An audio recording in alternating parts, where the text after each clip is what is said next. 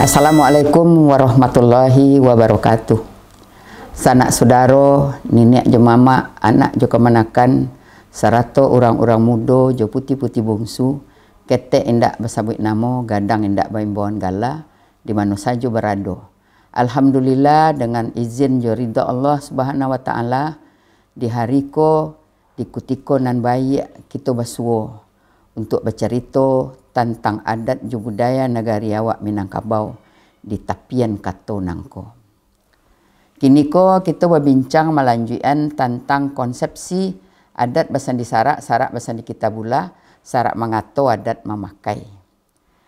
Nan jadi persoalan selanjutnya dari anak awak ceriton sebelum ko, bagaimana langkah penerapan nilai-nilai adat basandi sarak basandi kitabullah tersebut dalam kehidupan manusia Minangkabau, baik secara individu maupun berkeluarga, berkaum, bermasyarakat di ranah jo di rantau.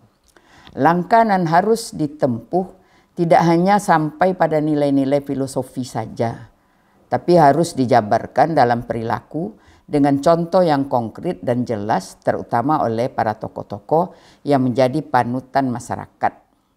Untuk itu wajib dilakukan pendidikan dalam semua lapisan, mulai dari keluarga, dari kaum, suku, nagari, dan masyarakat.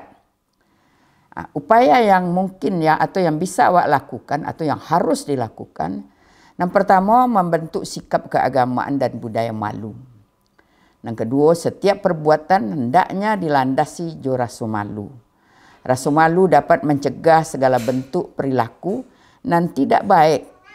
Sabda Rasulullah Sallallahu Alaihi Wasallam, malu itu sebahagian dari iman. Malu itu tidak datang kecuali dengan membawa kebaikan. Bila kamu tidak malu, berbuatlah sesukamu. Itu sabda Rasul.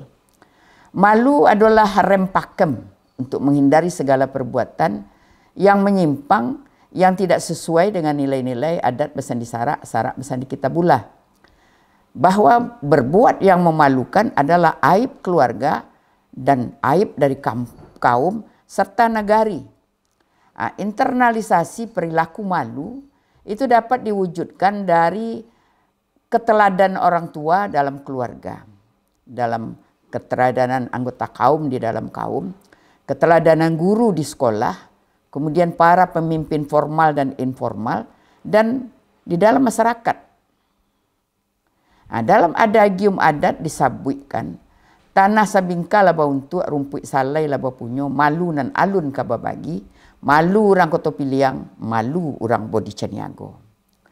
Kekuatan ajaran agama Islam dan kekuatan nilai-nilai adat harus menjadi sebuah kesatuan. Dalam kenyataan sosialnya dapat kita lihat pada beberapa contoh di bawah ini. Islam mengajarkan perempuan berpakaian menurut aurat.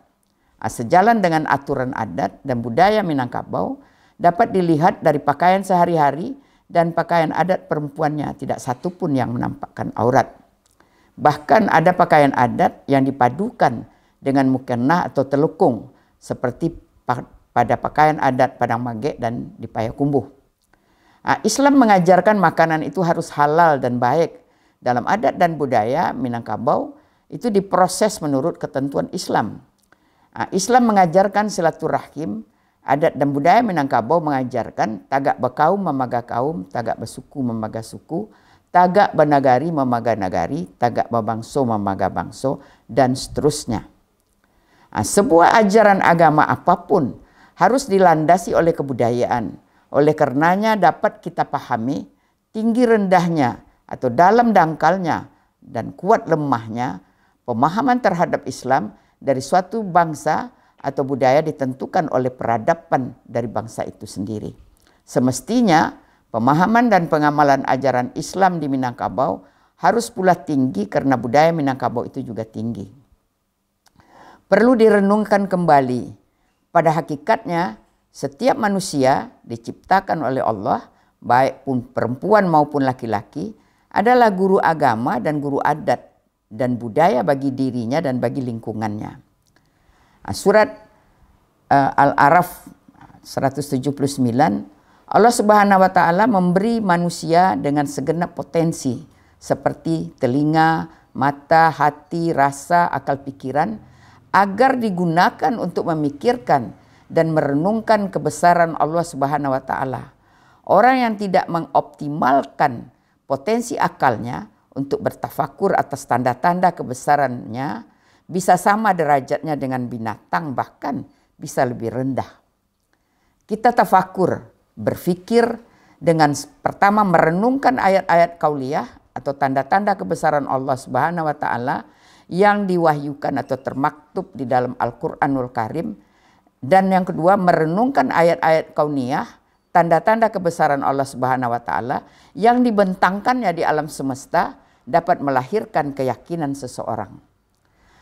Yang kedua, merenungkan nikmat-nikmat Allah dapat melahirkan cinta pada diri seorang hamba kepada Sang Khalik.